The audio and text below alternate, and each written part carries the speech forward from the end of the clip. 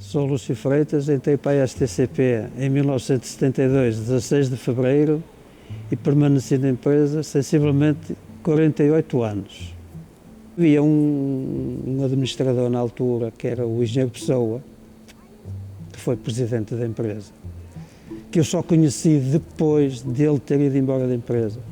Que já, se calhar, a personagem dele, a própria personalidade dele, já era um bocado favorável a essas possíveis mais liberdades, melhores condições. E que ele, uma altura, até me disse mesmo, me confidenciou, de que numa vez que foi para Lisboa para tentar conseguir melhores condições para a própria empresa, quando chegou cá, que estava saneada das funções. Portanto, a parte mais revolucionária que houve, que até sanearam a própria administração da empresa.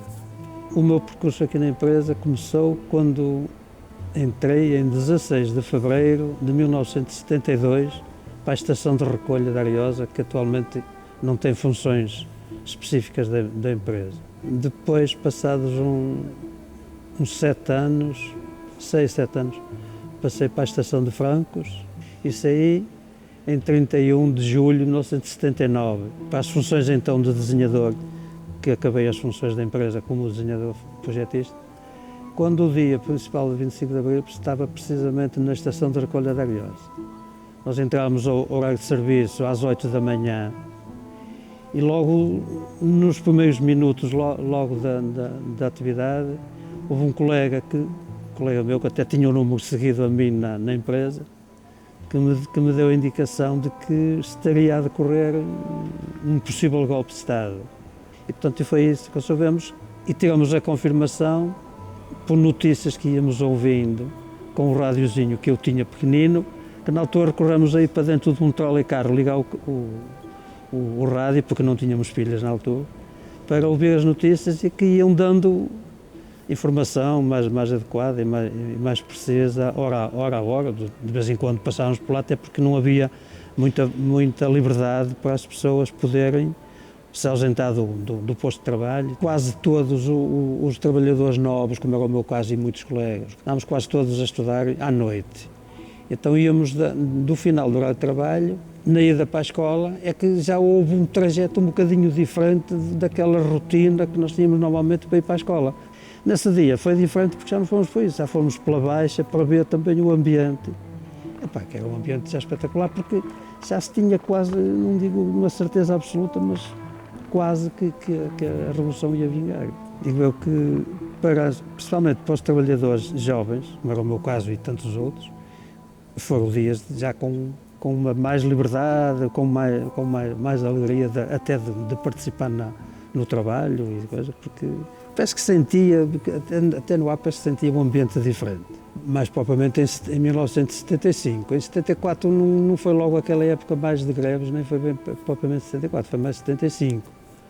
Houve mais porque com partidos um bocado mais revolucionários, mais de esquerda, que incentivavam por vezes mais isso. E houve uma até muito grande ali, até com manifestação de rua mesmo, o trajeto da rotunda da Boa Vista para a Baixa, pelos Jardins abaixo, pela praça, até à Praça da Liberdade.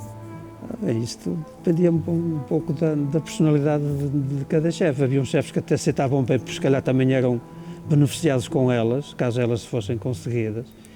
E havia outros, ou porque, sei lá, não eram tão favoráveis a elas. Não é porque não as quisessem, mas porque, sei lá, a maneira de ser deles não daria tanto para aí. Ou por, sei lá, desinteresse, ou desconfiança, ou receio também, medo. Que havia naqueles primeiros tempos, havia um bocado, a mais pequena coisa, a pessoa é logo intitulada de que era ligado ao antigo regime, não sei o quê. Havia sempre esses receios, naqueles primeiros tempos havia sempre um certo medo e, portanto, uns certos cuidados às vezes em tomar posições. Uma das coisas que se beneficiou muito, eu lembro muito bem disso, tinha um tipo de passe que só podia usar determinadas viagens durante um mês, porque o cartão era um cartão e era perforado.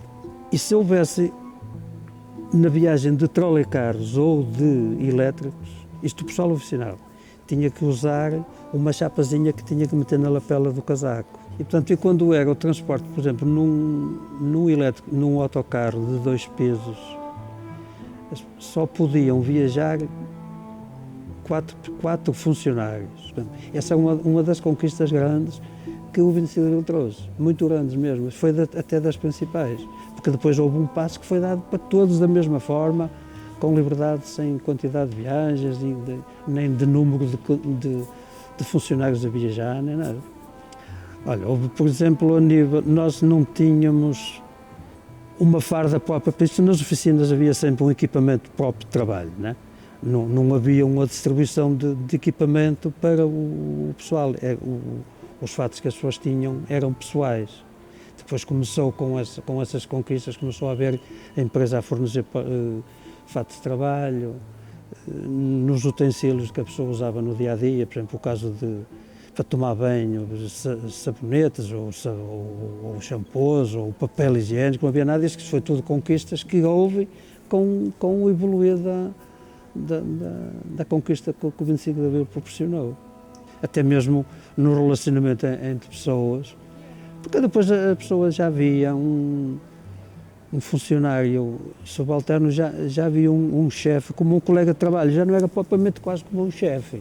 E no antes havia, além de haver propriamente chefe, era mesmo também com algum medo. Havia algum medo também nessas coisas.